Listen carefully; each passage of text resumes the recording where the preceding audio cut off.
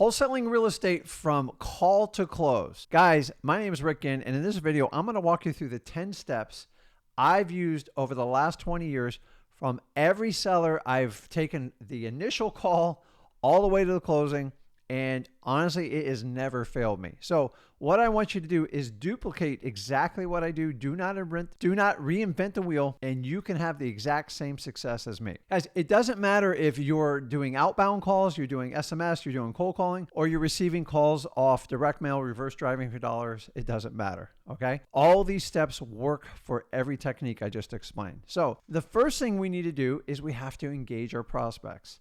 So what do we mean by that? It simply means you have to find a way to engage them. So if you're calling them or they're calling you, the minute they get on the phone, you have to make it super exciting, and you have to make it captivating.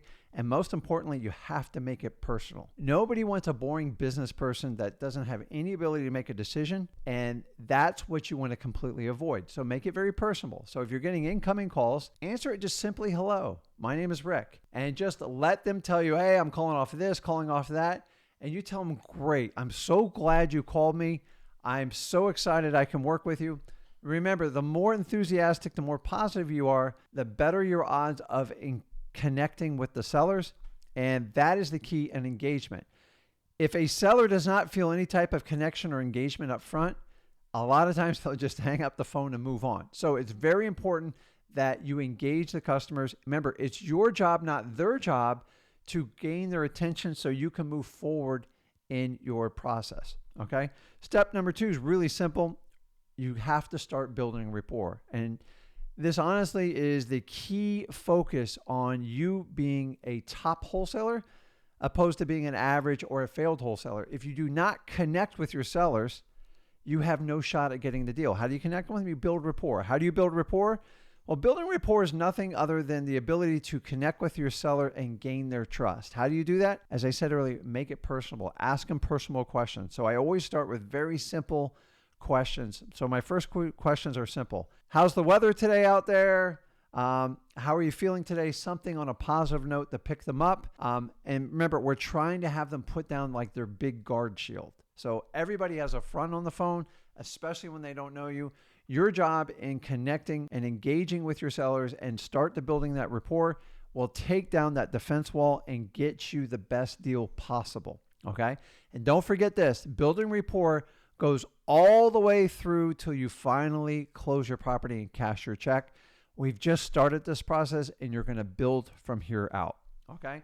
So now we move on to the big step, step 3, and that's basically now we have to qualify your sellers, okay? And this is where rapport meets the business side. And what you want to make sure you do is you don't separate them. So when we get into this, the qualifying is nothing more than the act of trying to find if this customer is going to be a good fit for the services you're offering. So for the most part, when we go through qualifying, we're actually going to disqualify a majority of the people so we can focus on the motivated sellers to get the best deal possible. And I want you to understand this. You have to have motivation to get a good wholesaling deal, okay? Price is not a motivating factor. It is a number, and that's all it is. It is part of the equation, but price alone cannot be a motivating factor. So I'm going to teach you a simple acronym we use here, and if you want to go into more detail, go over to freewholesaling.com. It's called MCTP. So an acronym is nothing more than saving the first letter of a word and then putting them together so you can easily memorize a script or a saying, okay? The first step in qualifying is you guys have to have a basic script. Here's your script. You ready? MCTP. Once you memorize that, what I want you to do is turn your script into a conversation. But so many of you guys have these written scripts like word for word. If you understand the order and the right questions to ask, it becomes easy. Because here's what sellers do. They don't always answer the questions in the order you ask them. So you have to have an easy way to refer back to it, MCTP. So the first one is motivation, right? Remember, if there's no motivation, there's no deal. So you can't just flat out ask them, hey, John, what's your motivation? It's real simple. Hey, John, tell me a little bit about what's going on with the property and what's going on with you. And just be quiet. Let them tell you. Remember, the more they talk, the better you're going to do in this transaction. Let them talk. If you do all the talking, you're not gathering any intel and you're not going to have the ability to qualify them. Okay. So I've asked what their motivation is. And basically, I didn't ask it word for word just like that. Say, John, tell me what's going on with you and the property. Next one is condition, which is the C. And condition is, tell me what's going on with the condition of the property. And then they'll either going to tell you it's perfect or they're going to tell you a laundry list of things that are going bad on the property. Remember, we target people with problem properties, with motivation. So we expect to hear some dirt on the property. So a lot of times the customer will go in sequential order and answer all these questions without you even asking them. And that's amazing if that happens. But remember, you have the acronym. It's easy to refer back to. So now we've gone through motivation, condition. The next one is we're going to ask, hey, John, what's your time frame for moving out of the property? Why do I ask that? Because time frame, honestly, is one of the best indicators if you're going to have any type of motivation for a person who wants to move quick. Your best deals are the people that need to move quick, but keep in mind, if someone's living in a house, they need time to move. So if John doesn't know where he's moving to or when, he's probably at least 90 to 180 days from doing a deal, okay? It doesn't mean he's not a good lead. He's just going to have a lot of follow-up, and you're going to have to put him in your follow-up CRM. And remember, not everybody is ready to sell the day you contact them, but if you stay in their face long enough and they're ready for it and you got them through the process, you will eventually get them. So by using the time frame, it helps me sort out who's serious about selling right now and who's just kind of kicking the tires and waiting down the road. Then you can prioritize your leads. Time frame is critical. Make sure you ask it. The last one is price. And keep in mind, price is not a motivating factor alone. Price is just a number. So I want to get you into the habit of asking questions that will solicit a subconscious answer. So think about realtors. They always ask, what's your price, how much you're asking, or what's the offer? And we're going to do it the opposite. You're simply going to say, hey, John, what do you need to get for this property? It's basically an easy way of saying, what's the least amount you take with this property? Don't use that line. It's tired and it's old.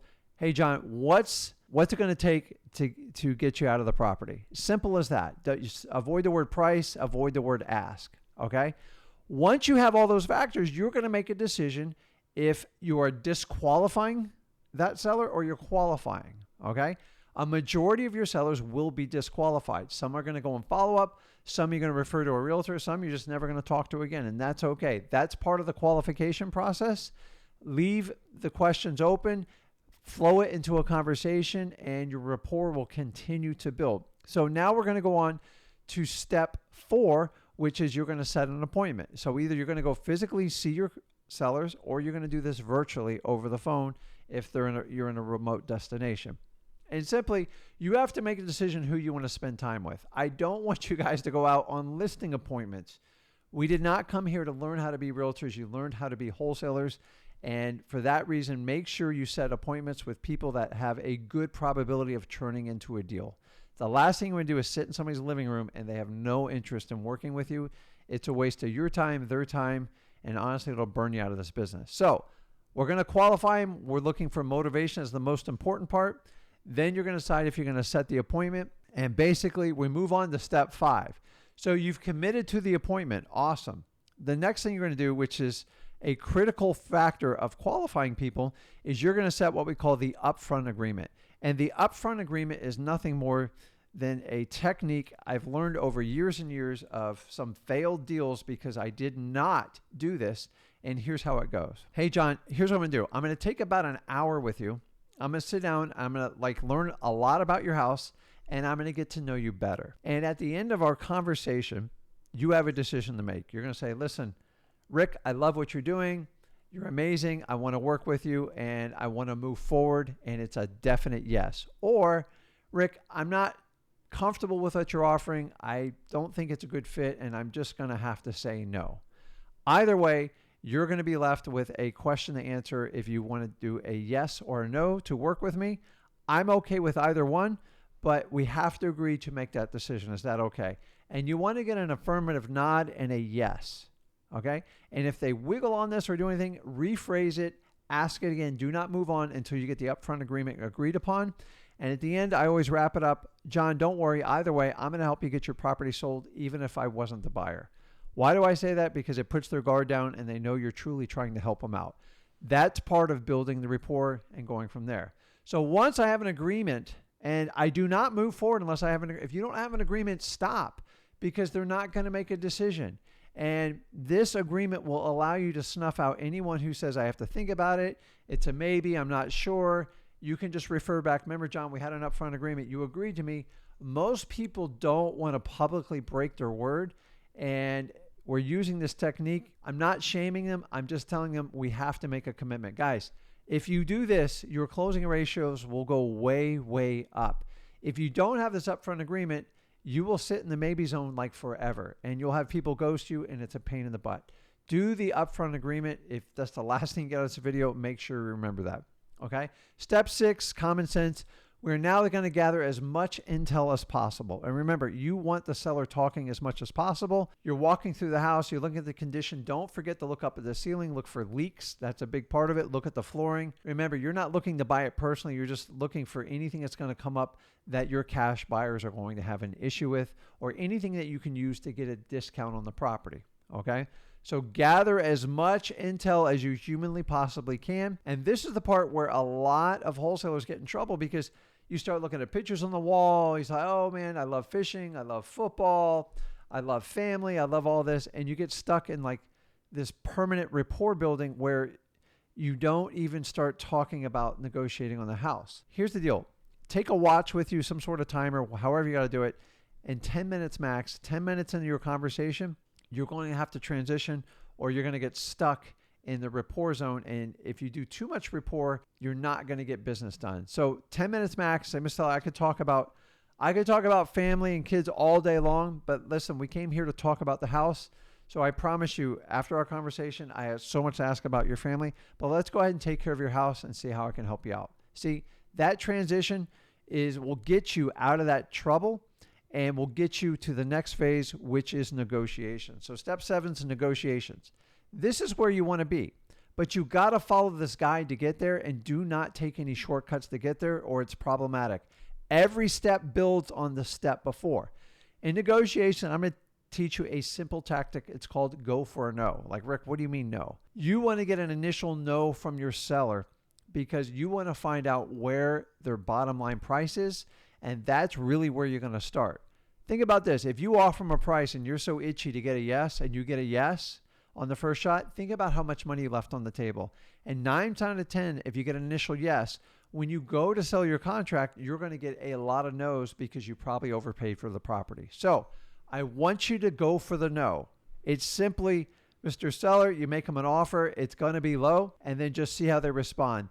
The idea is they're probably not going to take that offer, but you're looking for their counter response. So if I said, Mr. Seller, I can't pay you more than $130 for that property. He's like, no. I can't take anything under like $135.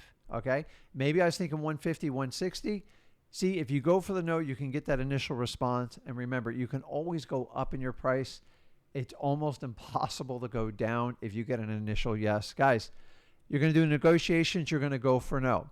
So now we move to the next step, which is basically step 8. You're going to execute the contract. You have an agreement. Ask for permission to go out to your car, get the agreement, and then have them execute the contract. Don't forget this, because just because you have a verbal, if you don't have it in writing, you don't have an agreement, do not skip the step. Do not take their word for it. Get that agreement signed. It is critical. Now, step 9, you have a contract. Now we need to go to seller contract. Step 9 is we got to find the cash buyers. If you want to learn how to vet your cash buyers thoroughly and systematically, go over to freewholesaling.com. We teach you that whole thing. But once you find a cash buyer, they're going to take an initial look at the house. You'll be there to meet them, or you'll have somebody walk them through. And then basically you're going to do an assignment of contract where you sell your contract to that cash buyer or that rich landlord. And step 10 is take it over to your title company. At this point, your title company, the key word here is your. Do not use your buyer's title company, because for you to control the deal and make sure that they leave their earnest money deposit, they sign and execute your assignment agreement, you have to use your title company. Remember, that's part of your team. You want to use them. So guys, these are the 10 steps from call to close. You need to follow them. Do not change the order, and each skill set on these builds all the way to the end till you cash your check. You guys tell me, are you using these 10 steps in your wholesaling business?